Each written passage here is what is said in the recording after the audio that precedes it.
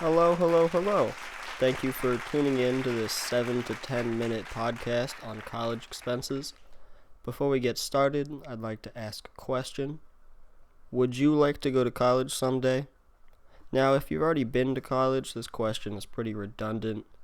But if you haven't, I'm going to go ahead and guess that you answered yes. Now, why would I guess that? Well, 1/3 of the adult population in the United States has a college degree as of our 2016 current population survey, and it's only been increasing since then with lots of younger children, or young adults, going to college. This means that millions of high schoolers look ahead to college, but not all of them go. That's my question for today that we're going to talk about. Why don't all high schoolers go to college? And I'm going to explain the main reason why many of them sadly don't. To start off, some students just don't want to go to college. They might go and work a trade job, such as a carpenter. You don't need to go to Harvard to learn how to be a carpenter. You learn how to be a carpenter by being an apprentice. But many students just can't afford to go to college, and that's what holds them back from a higher education. According to NASFAA, 70% of colleges are unaffordable for lower income students after financial aid. That's a big issue in the United States. College is simply too expensive for a majority of the population. If you're looking at the screen, you're going to see some figures, and you can see that the average college tuition has risen drastically from 1987 to 2018. And now that we're in 2020, the prices continued to rise. And it's making it really tough for some people to get an education and go to college.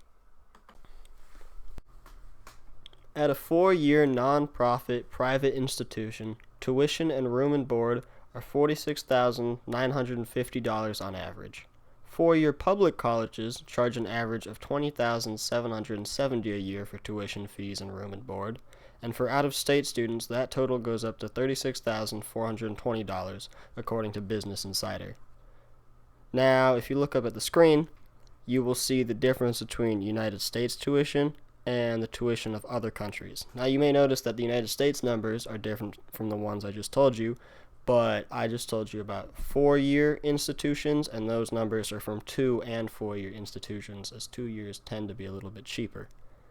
Now, the result of this jacked up tuition cost in the United States is that the average student debt per graduate who took out a loan is at $29,800, which is higher than it's ever been.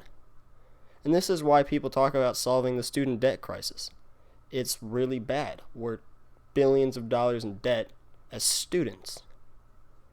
But that's not the root of the issue. The root of the issue is the college expenses. That's what's causing the student debt crisis.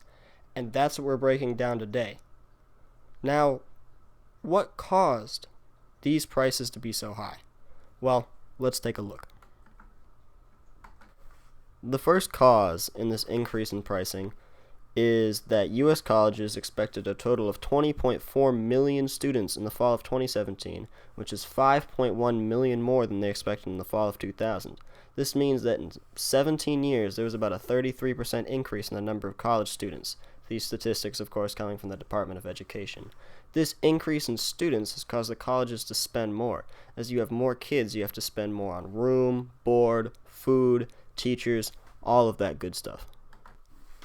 The next cause for increasing tuition is increasing financial aid. This may sound really backwards at first, but if colleges know that students can pay more because they get support from the government, they're going to increase their tuition more because they know that they can get more money out of these kids. According to the Federal Reserve Bank of New York, for every dollar of federal student aid added, the average tuition goes up by 65 cents. The final big reason for increasing tuition is how colleges are spending their money. 38% of private 4-year nonprofit expenses don't go to instruction or student services or academic support, and 50% of public 4-year expenses can be said for those same things. This means that half of a public 4-year institution's expenses go to something like their sports teams or their room and board or advertisement. And these nice amenities are meant to draw in big fish students that the colleges think will make them look good, but it ends up just increasing the tuition prices for students who can't afford it. Huh? What's that? Oh, it looks like it's time for an ad break. Yes, I have an ad in the middle of my presentation. I need to make money to go to college. Have you not been listening? Anyways, I'll see you guys in a minute. Hey there, would you like to make a lot of money? You would? Well, come down to Who Cares Where University, and we'll give you one piece of paper that will make you $1 million more throughout your lifetime. Doesn't that sound great? All you have to do is spend 4 years at our institution and pay us about $100,000. If you can't pay that $100,000 in 4 years, don't worry. You can take out a loan and pay way more than $100,000 throughout your lifetime. You don't want to do that either? Well, screw you. We don't care. We just want our money. Anyways, Who Cares Where University? Come on by if you want to have a successful life. Thanks for listening to the ad. Now back to your scheduled content. So why does any of this matter? Well, there's 4 big reasons I'm going to tell you. The first reason being that, as a Peyton student listening, I'm assuming, you're thinking about going to college, and you don't want to be thousands of dollars in debt. And that's what college tuition is doing to kids these days. The next important reason that's less focused on yourself and more of a global reason is that it's keeping smart kids out of some of these top colleges. Smart kids without thousands of dollars in savings are kept in state in schools, or maybe even have to go to community college when they could do perfectly fine at a big college.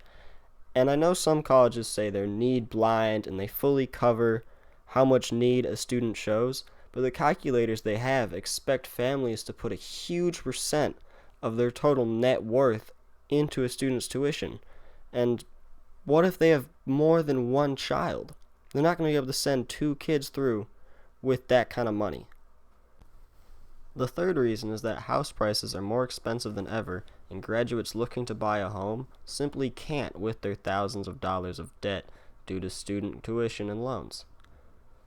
The average home price in 1980 was $147,000, adjusted for inflation, and then $178,000 in 2000, again adjusted for inflation. That's about 20% growth in 20 years. Now in 2018, the average home price was $250,000, a growth of 40% in less than 20 years. And this steep increase in pricing is trapping college students in a rent cycle and not allowing them to buy a home, especially with the student debt that they're dealing with due to high college tuition.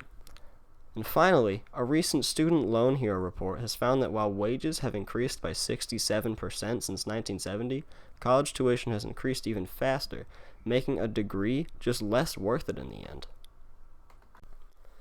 So college tuition is really expensive because of increasing enrollment, increasing financial aid, and colleges spending quite a bit of their money on non-educational things. This is clearly a pretty bad system, but let me show you a system that actually works. Let's take a look at Australian graduates.